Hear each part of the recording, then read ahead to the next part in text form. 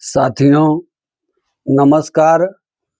हमारी आज की कहानी है बिहार राज्य की। बिहार राज्य में औरंगाबाद जिले की घटना है। साथियों, यहाँ एक लड़की की शादी होती है। लड़की की उम्र लगभग 28 से 30 साल के बीच है और लड़की का नाम है गुंजा और उसके पति का नाम है प्रियांशु। साथियों, मात्र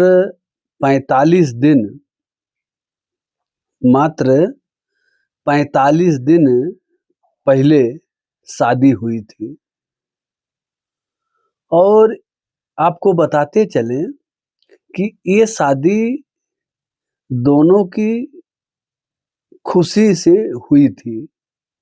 मतलब दोनों लड़का लड़की जो अभी पति पत्नी हैं, उन लोगों के रजामंदी से हुई थी। कोई दबाव नहीं था इनके ऊपर।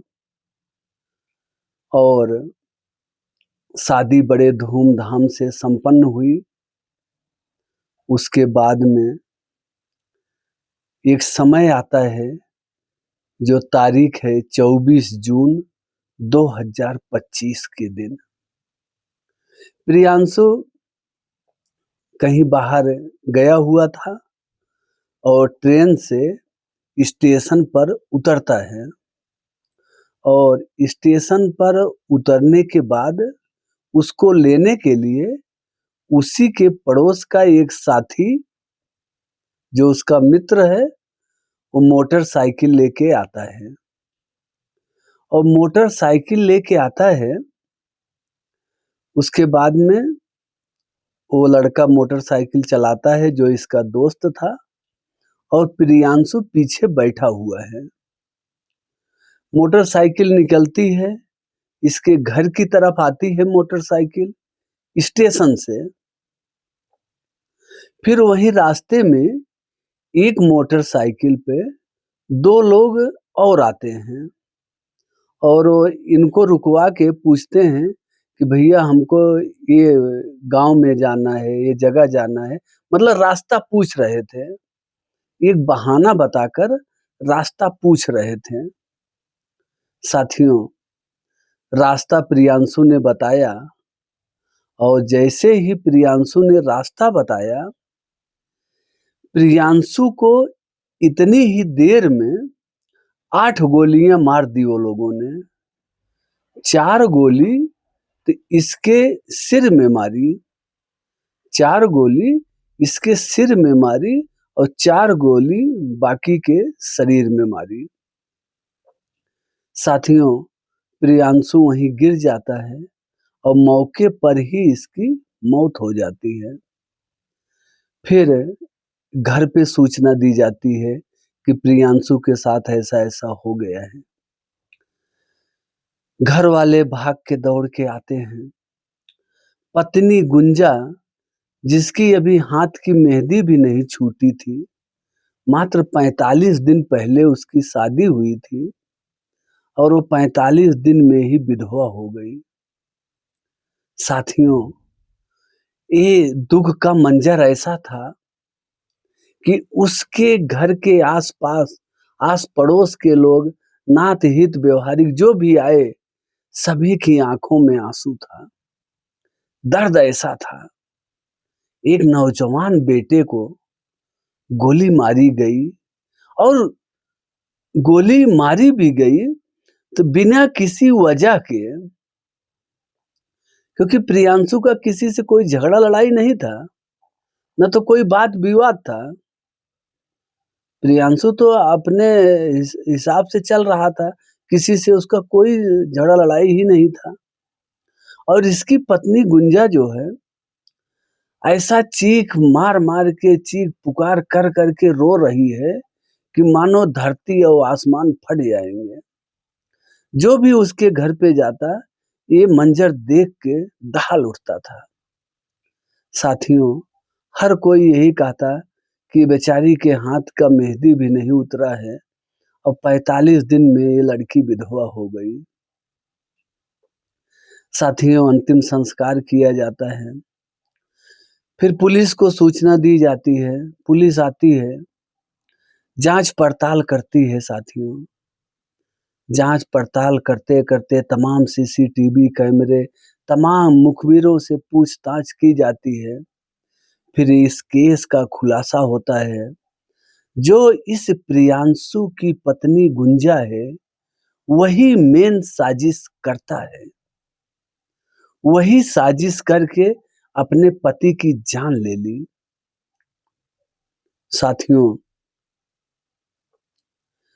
प्रियांशु, गुंजा और गुंजा का एक प्रेमी, और प्रेमी भी ऐसा कि जिसकी उम्र 60 साल है, जिसकी उम्र 60 साल बताई जा रही है और पद में इसका जो है फूफा लगता है।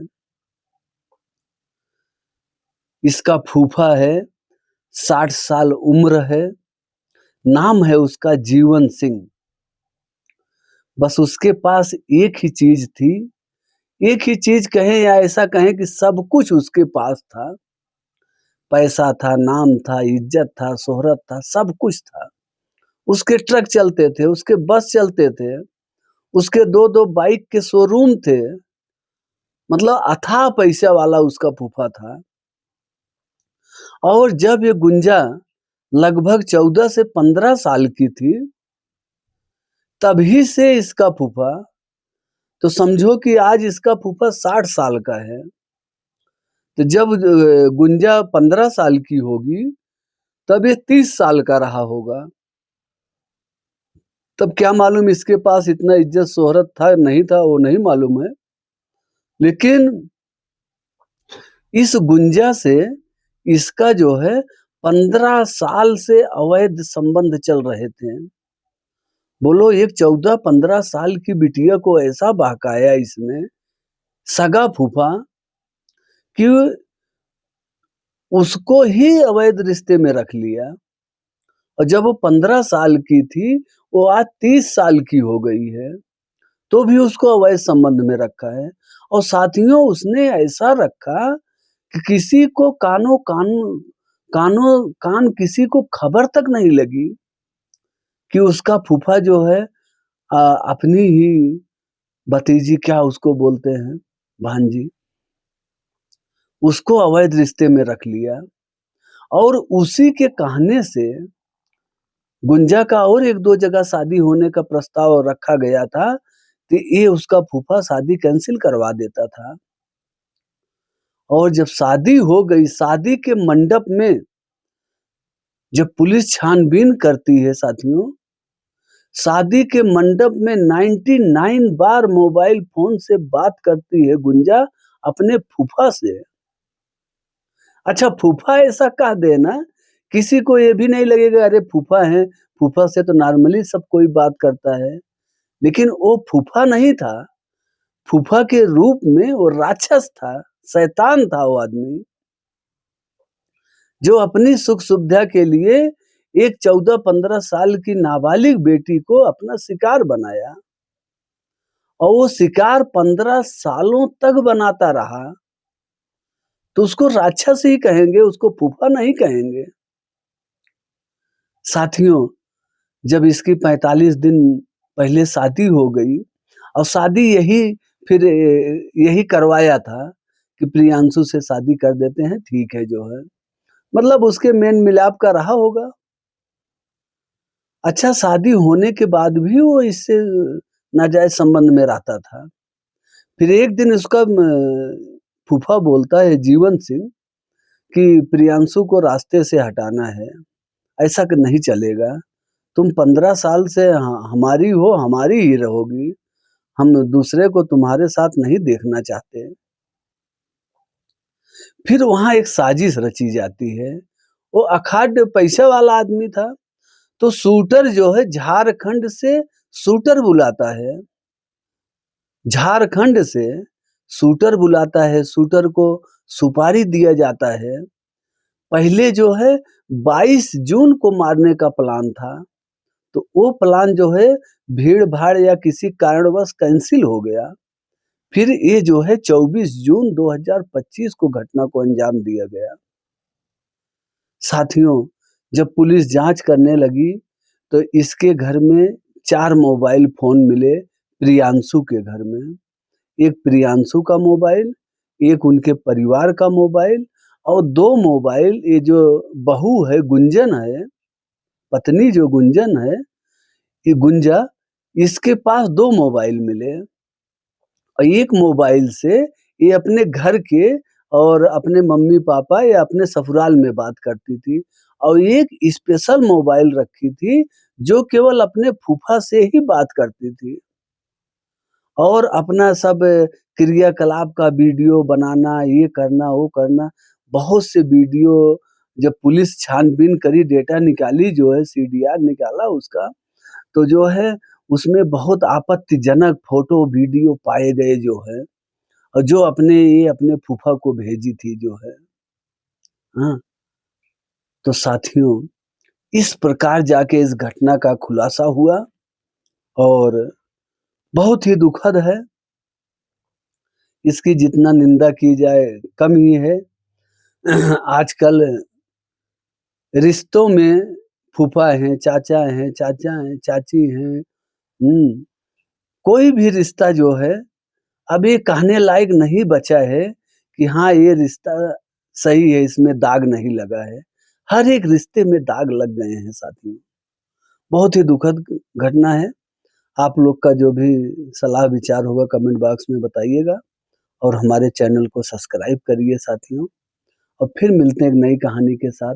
तब तक के लिए जय हिंद, वंदे मातरम।